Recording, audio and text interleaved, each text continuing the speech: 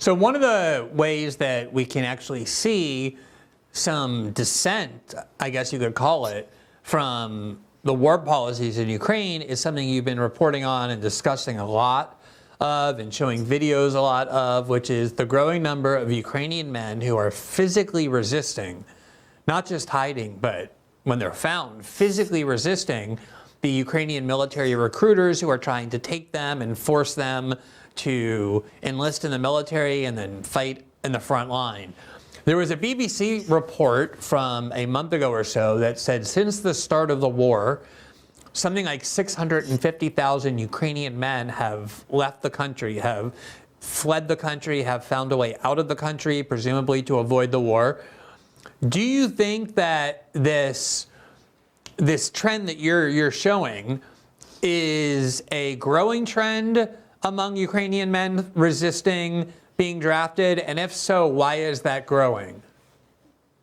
Yes, this is exactly, and the videos which you just show from different regions of Ukraine, one of them was filmed in native region of Dnipropetrovsk region of southern Ukraine or eastern Ukraine, which is native region of Zelensky.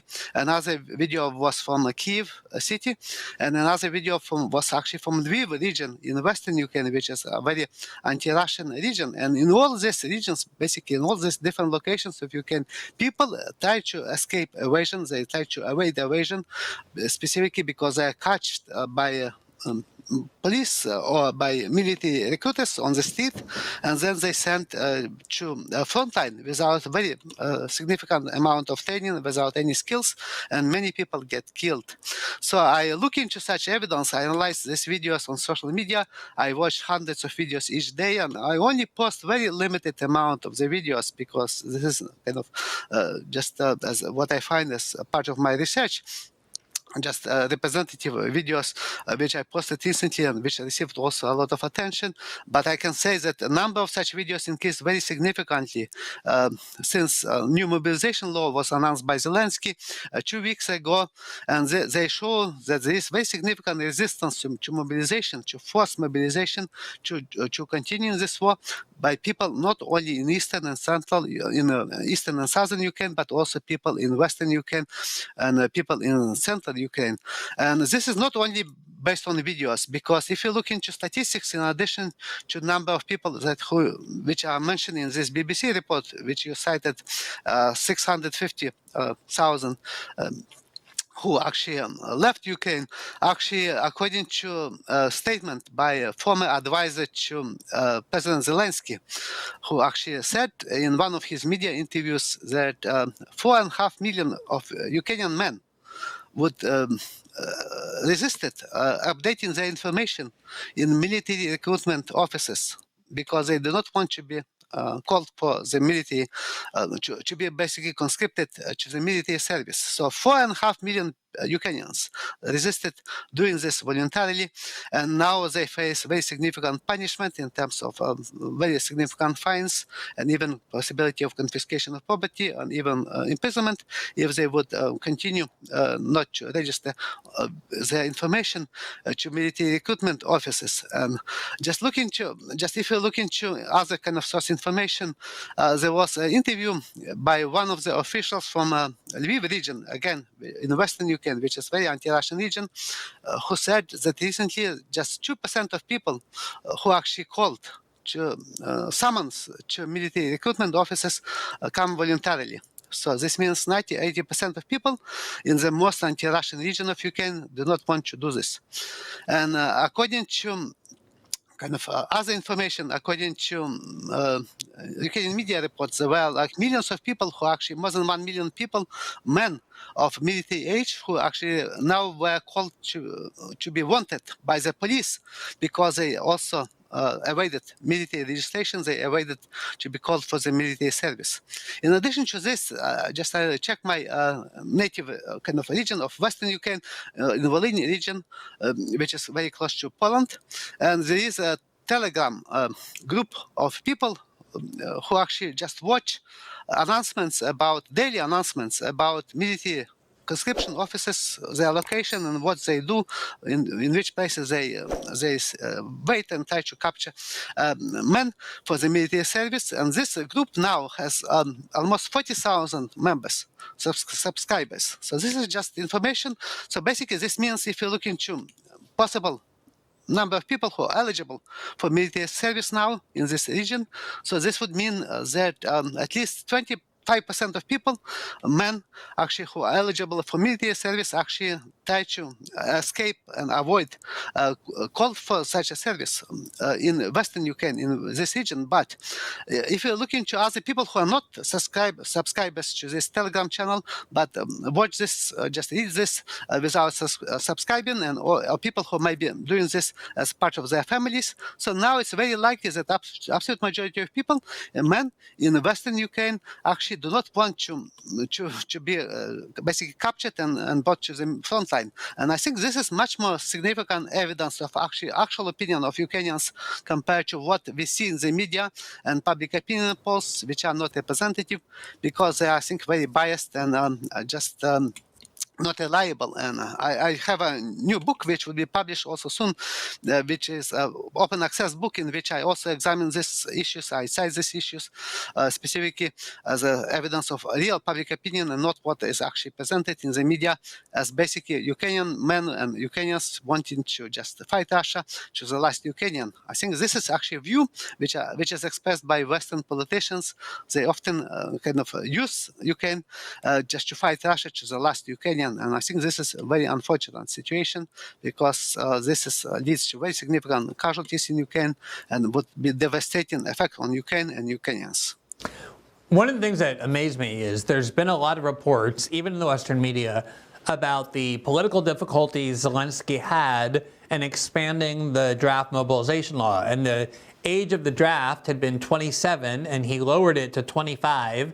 And even that was very difficult to pass. It had a lot of political resistance. And then you had an American senator, Lindsey Graham, who's been a very vehement supporter of the war in Ukraine and pretty much a vehement supporter of every war that has ever existed, who went to Ukraine and then came back and he said he was shocked to learn that the draft age was only 27 and then moved to 25. Now, it kind of scares me that someone who's been so involved in talking about the war and governing the war in the United States didn't know what you would know even just from reading basic reports. But I think one of the things he was reacting to is that during Vietnam and other American wars, the draft age in the United States was 18. So we were sending 18 and 19 and 20-year-old kids over to fight in Vietnam and other wars before that where the draft was used. Why is the draft age in Ukraine not been lowered to, say, 18? Why is it at 27 and now 25, given how difficult it is for Zelensky to get enough people on the front line?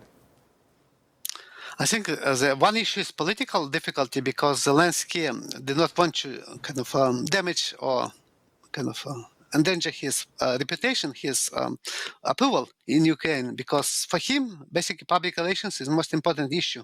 So he very carefully pays attention to his image, and a lot of his actions dictated by his own view, what will be beneficial to him in terms of public opinion in Ukraine and in the West.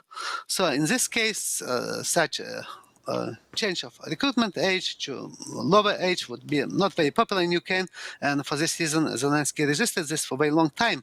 But this changed after visits by the United States politicians and also the US senator whom you mentioned, and they basically told Zelensky to lower draft age, and he did this because Ukraine is what I say is a client state of the United States, and the United States has a lot of say and influence in terms of policy of Ukrainian government, and Zelensky just follows often U.S.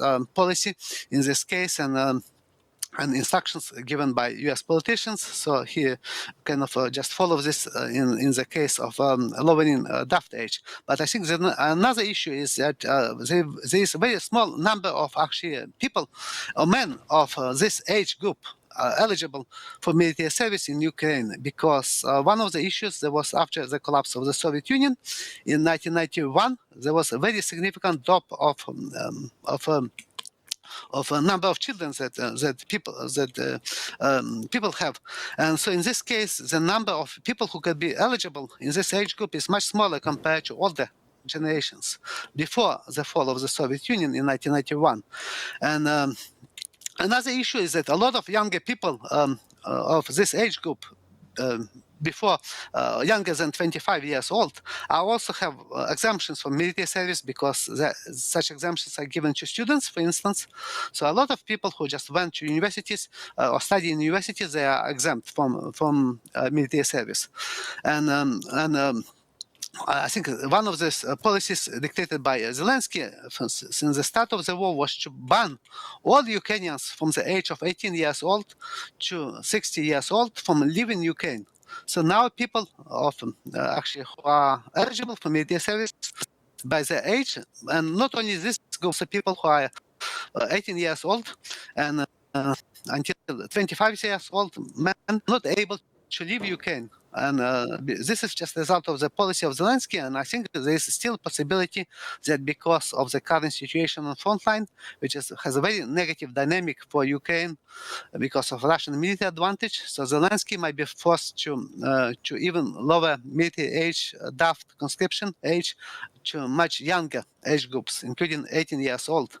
And there are a lot of people, specifically far right, people who now given interviews in Ukrainian television, as they call to do this, they call openly for Zelensky to lower draft age to 18 years old, and this is specifically given by people from neo-Nazi Azov regiment or from far-right right sector group and so on. So now they lobby basically, or they press Zelensky to kind of lower draft age, and I think this is a possibility that he would be forced to do this because now this very difficult situation in Ukraine, and specifically Zelensky will try to everything to do to prevent this defeat, but basically using again Ukrainians to try to kind of stop Russian advance, which will be, I think, very difficult to do this because Russia has advantage in manpower, but also military advantage in weapons.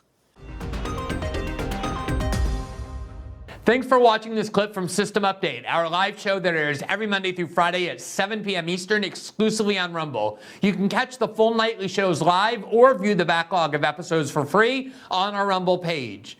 You can also find full episodes the morning after they air across all major podcasting platforms, including Spotify and Apple. All the information you need is linked below. We hope to see you there.